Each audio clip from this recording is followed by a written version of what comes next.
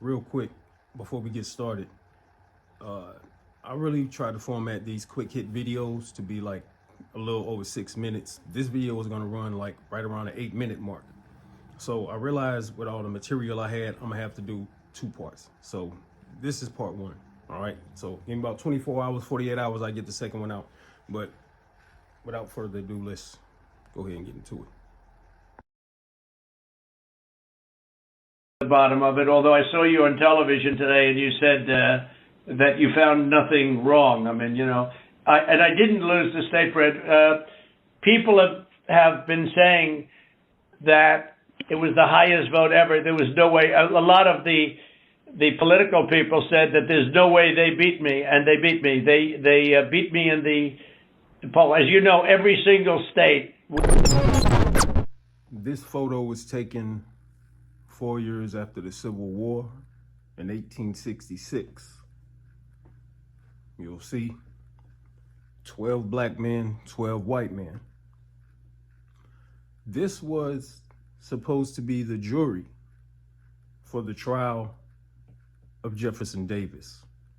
Jefferson Davis, Commander-in-Chief of the Confederate Army in the Civil War. Now, of course, this trial didn't happen. As it usually happens with very powerful white men, it kind of just got pushed along to the side, forgotten about. Kind of like what you saw with Richard Nixon. He got in trouble, he got pardoned. Nothing happened. Recently, we had the death of Henry Kissinger, and all over the place I'm seeing headlines. I think I've seen the phrase war criminal more times in the past couple of weeks than I have in years. But why not call him that while he was alive? Now listen, I firmly believe in respecting the dead. But you should have called him out when he was alive. Maybe he should have been tried in The Hague. I'm not sure, I don't know.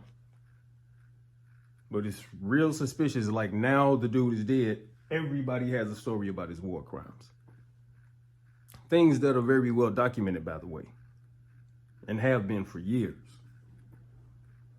Then we find ourselves today with your boy, the Tangerine Idi Amin himself. But it's not really about him today. It's about 2 of his goons, 2 of his dogs, 2 of his orcs. Trevion Kuti'sarrest and Harrison Floyd. Yep, they're back again.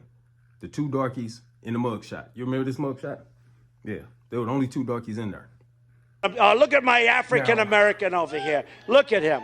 I don't know if Are you the greatest? And listen, Miss Kutti is not stupid. I can tell you that right now. Look, Trevion Kuti'sarrest is a very intelligent woman. She's not stupid, but she is arrogant as fuck.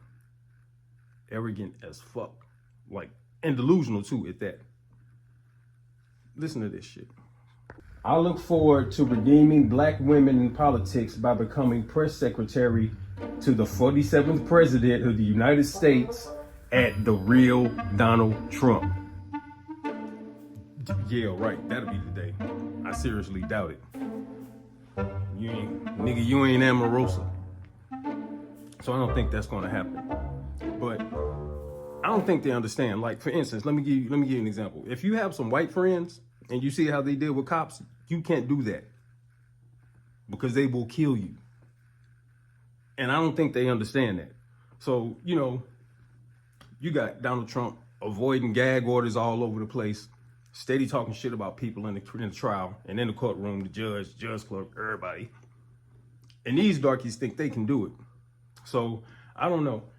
As I was just, reporting this, it seems like they probably got a slap on the wrist. But let's look at Trevion Kuti'sarrest and listen. This woman talks about how she practiced for 2 hours for her mugshot. Remember that mugshot? Let's check it out again.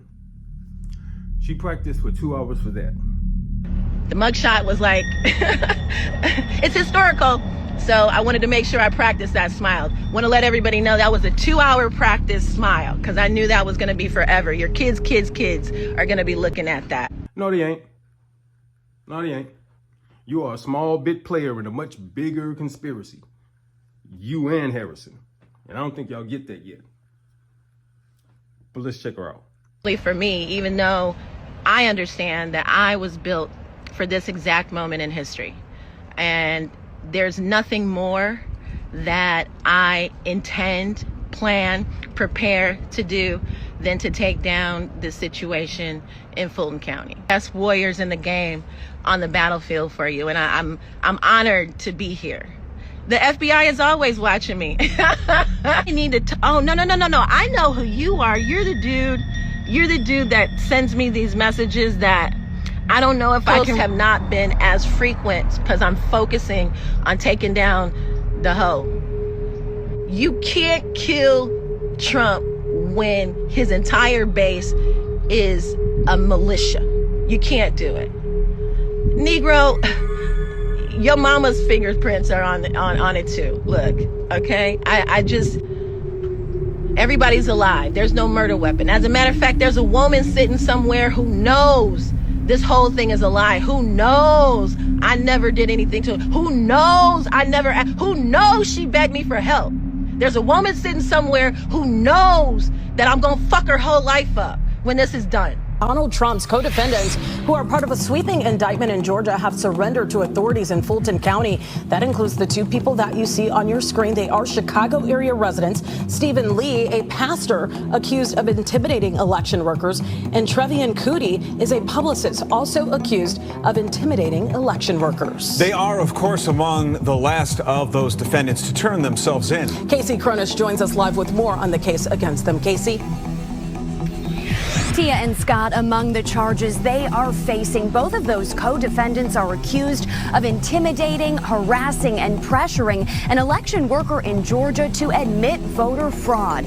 Take a look at their mugshots on your screen. Trevion Kuti, pictured on the left, and Stephen Lee on the right have ties to the Chicago area. Kutti is a publicist who at one time represented Kanye West and R. Kelly. Lee, a minister at Living Word Lutheran Church in Orland Park, presided over services as recently as last Sunday. However, the church's website now states it currently is in the process of finding a new full-time pastor. We spoke with legal expert Karen Conti this afternoon, who explains the gravity of these charges. These are very serious charges. These are charges that have to do with racketeering, also intimidating witnesses and false statements in order to commit a crime. So these are all between 5 and 20 years. The minimum is 5 years. So for these actions that they took, which they probably thought were no big deal, they could spend a lot of time in a Georgia prison. And Georgia prisons are really known for not being nice places. Dark brown shade.